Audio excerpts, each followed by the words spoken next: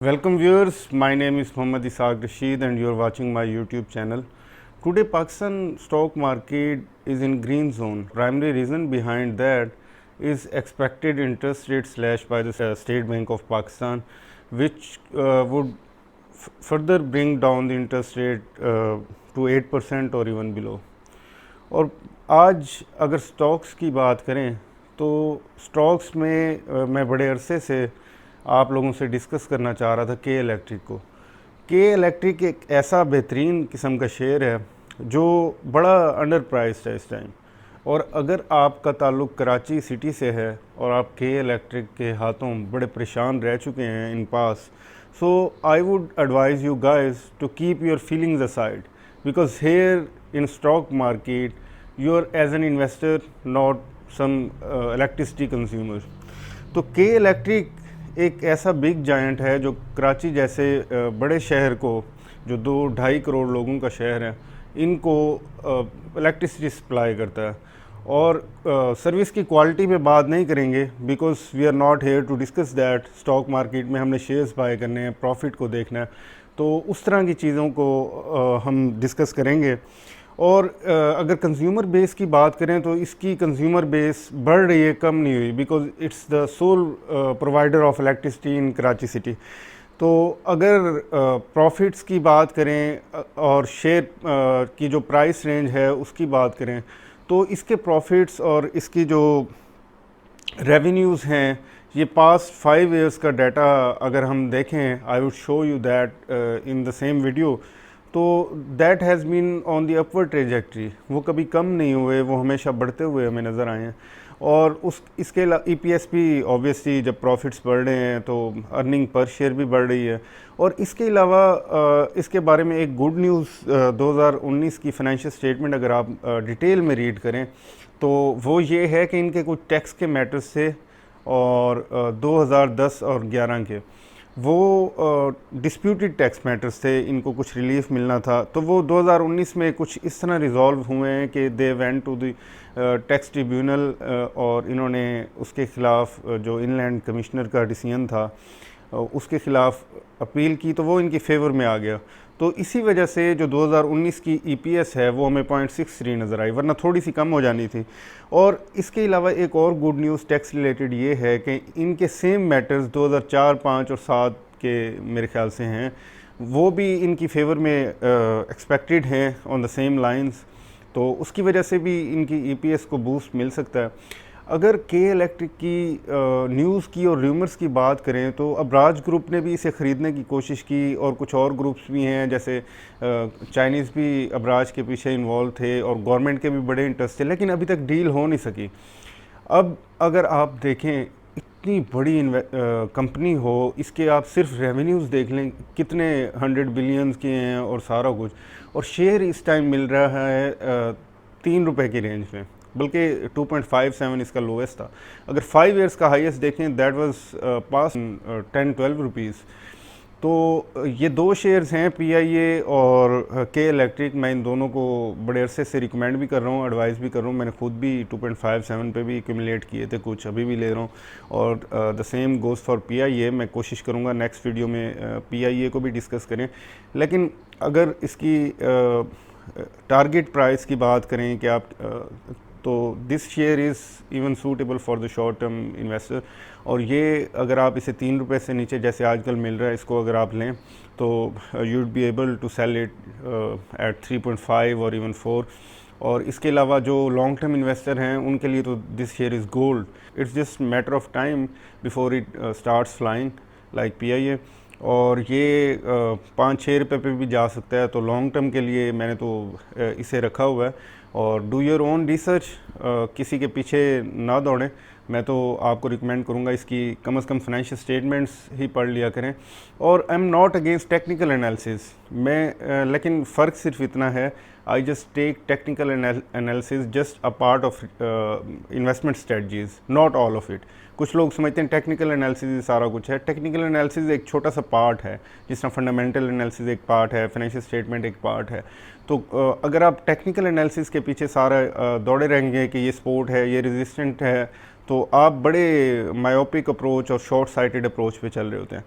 तो बड़े पढ़े लिखे लोग होते हैं, जाहिर है, जो टेक्निकल एनालिसिस कर रहे हैं। आई एम जस्ट सेइंग कि आप दूसरी चीज़ों को भी नज़र में रखा करें और मार्केट को रिस्पेक्ट देना सीखें। रिस्पेक्ट देने का मतलब ये है टाइम दें, अपनी रिसर्च दें, अपनी एफर्ट्स दें। If you take market as a gamble, market will treat you the same and you will be the loser at the end. और के इलेक्ट्रिक के कुछ लाइन लॉसेस हैं, कुछ और तरह के इश्यूज़ हैं, जैसे टैक्स मैटर्स हैं, और जो मैं बता रहा था कि टैक्स रिलीफ इनको मिला है, उसके अगेंस्ट सिंध हाई कोर्ट में टैक्स डिपार्टमेंट गया हुआ है। अभी देखते हैं, ये तो आने वाले सालों में पता चलेगा कि इसके टैक्स के मैटर्स का और बाकी मैटर्स का क्या रिज़ल्ट निकलता है। अगर के इलेक्ट्रिक को कोई और कंपनी ख़रीद लेती है तो के इलेक्ट्रिक तो हम अनइमेजिनेबल प्राइसेस पे भी हमें मिल सकता है। लेकिन just to stay on the safe side, I would just recommend to sell it in the range of 5 rupees और 6 रुपीज़। और जैसा कि हमने पहले कहा, मार्केट जब डाउन हो रही होती है तो इसकी कोई बॉटम नहीं होती, और जब मार्केट अप हो रही होती है तो देयर इज़ नो लिमिट। ये सारी अंदाज़े होते हैं, हम इंसान हैं ना, तो अंदाज़े लगाते हैं अपने हिसाब से। जबकि बड़े बड़े इन्वेस्टर कहते हैं कि इतने इतने साल हमें हो गए हैं, 50-50 60-60 साल, and we can't even predict the market for a single day. और हम लोग यहाँ पे टेक्निकल एनालिसिस और बाकी इस तरह के एनालिसिस करके मार्केट को प्रिडिक्ट करने की कोशिश कर रहे होते हैं। तो खैर, ये तो और बात है, लेकिन के इलेक्ट्रिक के अब कुछ रिजल्ट्स मैं आप लोगों के साथ डिस्कस करता हूँ। So guys, this is financial statement of K Electric for the entire year, June 30th, 2019, audited financial statement. First, we should see earning per share. 0.45 was last time, 0.63 is this time, 0.18 is increased. And then we go to revenue. Revenue was 184 billion in 2018, and in 2019 it has jumped to 191 billion. आपको Pakistan stock exchange में कम ही कोई ऐसी company मिलेगी जिसके 100 billions में जिसके revenues हों और वो इतनी कम प्राइस पे ट्रेड कर रही हो। यहाँ पे देखें, ये 1 अरब नहीं है, ये 18 अरब नहीं है, ये 184 अरब का रेवेन्यू है, और इधर 191 अरब का रेवेन्यू है। इसके अलावा टैरिफ एडजस्टमेंट्स वगैरह को डाल के अगर आप देखें तो इसके रेवेन्यूज़ जस्ट बूम। यहाँ पे नेट रेवेन्यू समझ लें 217 अरब और 289 अरब, दैट इज़ रियली ह्यूज। और कॉस्ट ऑफ सेल्स की अगर फिगर को हम यहाँ पे देखें तो लास्ट टाइम ये भी बढ़ गई, ज़ाहिर है। 171 थी कॉस्ट ऑफ सेल्स, इस टोटल को देख रहे हैं, और अब इस साल 238 है। ये काफ़ी ज़्यादा बढ़ गई है। इसके रीज़न को ज़रा देखते हैं। परचेज़ ऑफ इलेक्ट्रिसिटी में भी तकरीबन 20 का जंप है, 77 से 95, और 18 का जंप है, near 20। Consumption of fuel and oil में भी बहुत बड़ा जंप आया है, 71 से 120 पे आया है। Expenses incurred in generation, transmission and distribution, ये तकरीबन सेम ही है, थोड़ा सा फ़र्क है। तो इसके बावजूद भी, because we had this huge jump in net revenue, तो हमारा ग्रॉस प्रॉफिट इतने एक्सपेंसेस के बावजूद भी from 45 it has jump to 50। अगर दूसरे एक्सपेंसेस की बात करें तो वो एक्सपेंसेस टोटल में अगर देखें बढ़ गए हैं, 35 पे आ गए हैं, 28 पे थे।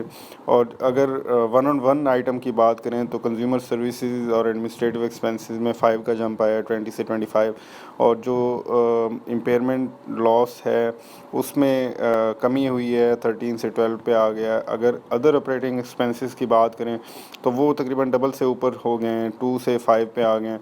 और अदर इनकम की बात करें तो वो थोड़ी सी कम हुई है, 8 से 7 पे आई है। फाइनेंस कॉस्ट की अगर बात करें तो फाइनेंस कॉस्ट जो है ये डबल हो गई है, बट रेस्ट अश्योर्ड के आने वाले सालों में या क्वार्टर्स में ये बहुत कम होगी, जाहिर है, इतना स्लैश आ रहा है। अच्छा, net profit for the year जो है वो हमारा इसी वजह से ये आया है 17, जबकि 12 था लास्ट टाइम। और एक इंटरेस्टिंग फिगर यहाँ पे आपको एक बताता चलूँ। इंटरेस्टिंग फिगर ये है कि जो टैक्सेशन है यहाँ पे आप नोट कर सकते हैं। आप लोग यू मस्ट बी वंडरिंग, लेकिन अगर आपने नोट नहीं किया तो मैं हाईलाइट कर रहा हूँ कि यहाँ पे टैक्स को, और नॉर्मल फाइनेंशियल स्टेटमेंट में भी टैक्स को लेस किया जाता है, उसके बाद प्रॉफिट आता है, जबकि यहाँ पे ऐड क्यों किया जा रहा है। ये बेसिकली एक डेफर्ड टैक्सेशन की है केस। और जैसा कि मैंने थोड़ी देर पहले आपको बताया कि ये केस इन्होंने एक विन किया है अपैलेट ट्रिब्यूनल में, और उसी वजह से कुछ इनको टैक्स क्रेडिट मिला है और इस वजह से ये ऐड हुआ है। और अब हम 0.63 पे ये फिगर देख सकते हैं। ये हम डेटा पोर्टल पे आ गए हैं स्टॉक मार्केट के। जैसे मैंने एक वीडियो में आपको तरीका भी बताया था स्टॉक्स कैसे रिसर्च करते हैं। सो एनीवेज यहाँ पे मैं ये आपको प्राइस चार्ट भी दिखाना चाहता था, और ये भी एक रीज़न थी कि 52 वीक्स जो इसकी रेंज है वो 2.57 से 5 पे आया, तकरीबन प्राइस डबल हुई है। But there is even more, यहाँ पे 5 ईयर्स की अगर आप रेंज देखें तो ये 2.57 से तकरीबन 11 को टच किया, और मुझे तो 11 भी इसकी कम लगती है for the very long term. लेकिन चलो ये आउटकम्स आने वाली बताएंगी कि ये सेल होती है कि नहीं होती, जो भी है। अच्छा 2016 में 1.15 का था, 17 में ज़बरदस्त प्लंजिंग हुई, 0.38 पे आ गया। अच्छा ये मेरे ख्याल से ये टाइम था जब ये 11 रुपये पे थी, क्योंकि ईपीएस काफ़ी ज़्यादा थी तब। अच्छा 2018 में थोड़ा सा बड़ा 0.45 हुआ, 19 में अब और बढ़ गया 0.63। अगर क्वार्टर वाइज बात करें तो ये सब मिलके 0.63 बनाया इन्होंने।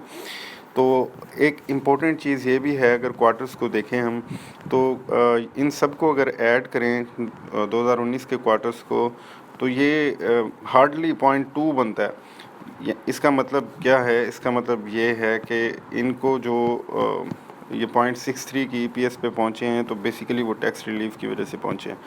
अगर ग्रॉस प्रॉफिट मार्जिन्स को अगर देखें तो ये भी कम हुए हैं मुसलसल। 2000 यहाँ पे 16 में 30 थे, फिर 21 पे आ गए, फिर 20 पे आ गए, फिर अभी 17 पे आए हैं। सिमिलरली नेट प्रॉफिट मार्जिन 16 से यहाँ प्लंजिंग हुई है, उसके बाद स्टेबल है ऑलमोस्ट। और पे आउट्स की अगर बात करें तो आखिरी पे आउट इन्होंने 2014 में दिया, और वो भी माइनॉरिटी शेयर होल्डर्स को दिया। और उसके पहले जो था ये राइट शेयर्स देते रहे 2012 में, फिर 11, उससे पहले 11 में। तो कंपनी की जो अभी की है तो कि किस कैटेगरी में फॉल करता है, तो ये पैटी शेयर्स में या स्मॉल शेयर्स आप कह सकते हैं उनमें फॉल करता है, जो कचरा आइटम्स जिनको कहा जाता है। But I don't count it in the कचरा stocks and PIA as well. ये दो शेयर्स जो हैं ये मुझे कचरा स्टॉक नहीं लगते, और मुझे इनमें बड़ा पोटेंशियल नज़र आता है। और इसी वजह से मैं आपको एडवाइस नहीं करता, मैं जस्ट आपको ये बताता हूँ कि बट आई एम बाइंग, और आप अपने रिस्क पे जो मर्ज़ी लें, बट आई वुड रिकमेंड के इलेक्ट्रिक एंड पीआईए।